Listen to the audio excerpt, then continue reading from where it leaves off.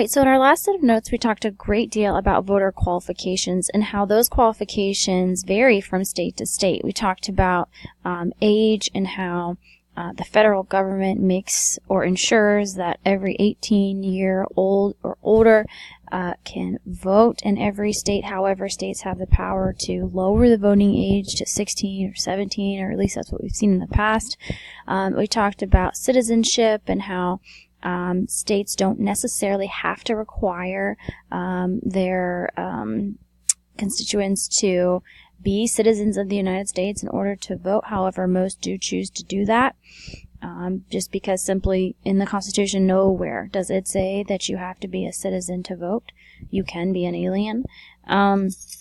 And then we also talked about residency and how most states require that you are a resident of their state for at least 30 days before you can vote. So in this section of notes, we're going to switch gears just slightly, and we're going to continue to talk about suffrage, but we're also going to start talking about voting or civil rights.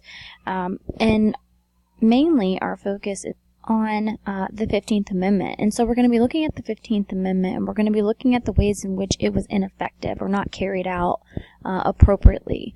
We talked a little bit also in the last section of notes about some of the barriers that African Americans had in order to vote, and we're going to kind of look at those in a little more detail. So again, in this section you'll learn about the civil rights laws that were enacted in 1957, 1960, and 1964. And then we're also going to look at the Voting Rights Act of 1965, and you'll start to see how these civil rights laws and the Voting Rights Act of 1965 finally, for the first time in 90 years, actually gave the African Americans the right to vote, because again, the 15th Amendment just did not do it, did not cut it. So how important is the right to vote? Well, if you don't have the right to vote, it's going to be very important. It might not seem like that big of a deal to you at this moment, but that's because you have the right to vote when you turn 18. And so just imagine being an African American and not being able to vote simply because of the color of your skin. So, because of this, what we saw in the Deep South, especially in the 1960s, was civil rights workers who suffered arrests, beatings. Some were even shocked with electric cattle prods, and even murdered for trying to get what they deserved, which was equality, the right to vote. So how did the U.S. fulfill the promise of the 15th Amendment? After many years, Congress passed a series of federal civil rights and voting acts, most of them adopted in the 1960s. These laws outlawed practices such as blocking African American voter registration, levying poll taxes, and requiring voter examinations. So again, they started to realize that just because they had put the 15th Amendment in place doesn't mean that African Americans were actually able to vote. They started to hear about things such as poll taxes and literacy tests, and they realized, okay, we need to do more to ensure that they're actually being able to vote, as the 15th Amendment states.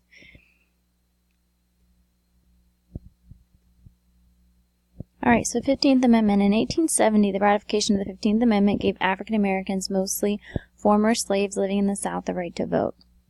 However, this principle had no effect if Congress failed to enforce it, which is exactly what we see happening. So understand, yet again, this amendment was not self-executing. To make it effective, Congress had to act, and hadn't for 90 years. And so now is the time. While authorities used several methods to keep African Americans from voting or to limit their votes, these were two of the main ones. Poll taxes charged in order to vote, which many African Americans could not afford, and then literacy tests were tests that African Americans had to pass in order to vote, and a lot of times these were extremely difficult. And even white males couldn't pass them, which is why we see the grandfather clause put in place. Disenfranchise here just means, underneath literacy test there, to take away the right to vote.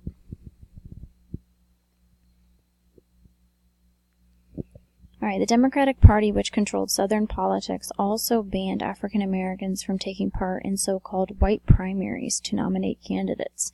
In 1944, the Supreme Court outlawed white primary. In 1960, the Supreme Court outlawed gerrymandering based on racial discrimination. So gerrymandering, guys, is just the practice of drawing electoral district lines, so the boundaries of geographic areas from which a candidate is elected to public office in order to limit the voting strength of a particular group or party. When they are redrawn to exclude African Americans from the city limits, this is gerrymandering based on racial discrimination. Now, white primaries here is the nomination of candidates were done at white primaries by political party members. In several southern states, political parties were defined as private associations. As such, they could exclude whoever they wanted and therefore refuse to allow African Americans. Because only party members could vote in party's primary, African Americans were then excluded from the critical step in the public election process. This was outlawed in Texas in a court case called Smith v. Allwright. Court stated that when a political party holds a primary, it is performing a public function, because nominations are an important process of an election, and therefore is bound to the 15th Amendment and has to allow African Americans. Civil Rights Act. So pressure from the civil rights movement led Congress to act. The Civil Rights Act of 1957 created the U.S. Commission on Civil Rights, which investigated voter discrimination. The Civil Rights Act of 1960 allowed federal voting referees to help qualified people register and vote in federal elections wherever federal courts found voter discrimination. Martin Luther King Jr., obviously one of the major leaders of the civil rights movement, was also involved in helping push for the Civil Rights Act of 1957 and Civil Rights Act of 1960. U.S. Commission on Civil Rights. This was just a commission that reports its findings to Congress and the President and through the media to the public. The act also gave the Attorney General the power to seek federal court orders to prevent interference with any other person's right to vote in any federal election. Civil Rights Act of 1964 outlawed racial discrimination in job-related matters and banned unfair voter registration practices and literacy requirements. Federal court orders were used to enforce these provisions. In 1965, Dr. Martin Luther King Jr. led a voter registration drive in Selma, Alabama. National television showed peaceful civil rights marchers being attacked by state police, shocking the country. This picture here is of Martin Luther, and he's casting his ballot in Atlanta, Georgia on November 3rd of 1964. So, during this voter registration drive in Selma, Alabama, 2 civil rights leaders were murdered and many were beaten when they attempted a peaceful march into the state capitol. An outraged President Lyndon Johnson urged Congress to pass new and stronger legislation to ensure the voting rights of African Americans, and Congress responded quickly.